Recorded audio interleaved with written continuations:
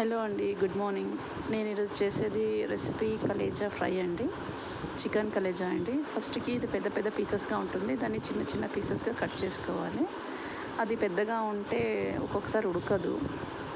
తర్వాత పిల్లలు అంత పెద్ద పెద్దగా ఉంటే కూడా తినరు. అందుకే నేను చిన్న చిన్న పీసెస్తోనే కట్ చేస్తున్నాను. ఇది చపాతీకి, రోటీకి చాలా బాగుంటుందండి. ఇదిగోండి, ఆయిల్ వేసాను, కడాయిలో ఉల్లిగడ్డలు వేసాను. అది కొద్దిగా రెడ్డిష్ అయ్యే వరకు ఉడకపెట్టాలి. కొద్దిగా సిమ్ పెట్టుకున్నాను మంట. బాగా ఉడుకుతుంది. బాగా అది రెడ్ కాగానే ఇది కలేజా వేసేసాను అందులో. చిన్న చిన్నగా పీసెస్ చేసుకుంటాం కదా, బాగా మంచిగా ఆయిల్లో ఫ్రై కావాలండి. కొద్దిగా అది వాటర్ వదులుతుంది, ఆ వాటర్ పోయేంత వరకు మంచిగా ఫ్రై చేయాలి. మా పిల్లలకి చాలా ఇష్టం అండి, అందుకే మార్నింగే చేశాను ఇది బ్రేక్ఫాస్ట్కి. అది చూడండి, వాటర్ సైడ్కి అంతా వదులుతుంది కాబట్టి వాటర్ అంతా పోయేంత వరకు బాగా ఫ్రై చేయాలి. చూడండి, వాటర్ అంతా వదిలింది బాగా. ఇప్పుడు నేను కొద్దిగా కొత్తిమీర, కొద్దిగా పసుపు, తర్వాత కొద్దిగా సాల్ట్ ఎక్కువనే వేసుకోండి. ఎక్కువ అంటే మీ రుచికి తగ్గినంత వేసుకోండి. ఆ తర్వాత కొంచెం నేను ధనియా పౌడర్ వేసుకున్నాను.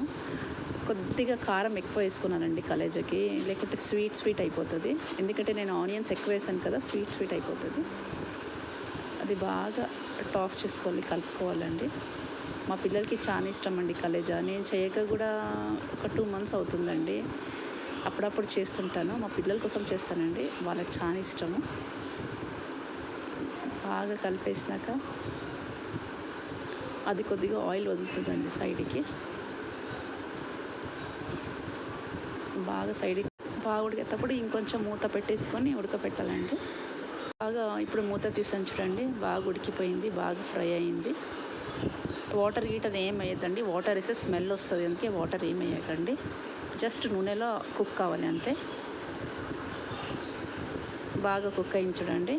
మా పిల్లలకి ఇప్పుడు ఇష్టంతో తినేస్తారు. మంచి వీడియోస్తో మీ ముందు ఉంటానండి. Until then bye. నచ్చితే లైక్ చేయండి, సబ్స్క్రైబ్ చేయండి, కామెంట్ పెట్టండి. ఇంకొన్ని మంచి వీడియోస్తో మీ ముందు ఉంటానండి. అప్పటిదాకా బాయ్ అండి. థ్యాంక్ యూ ఫర్ వాచింగ్ అండి.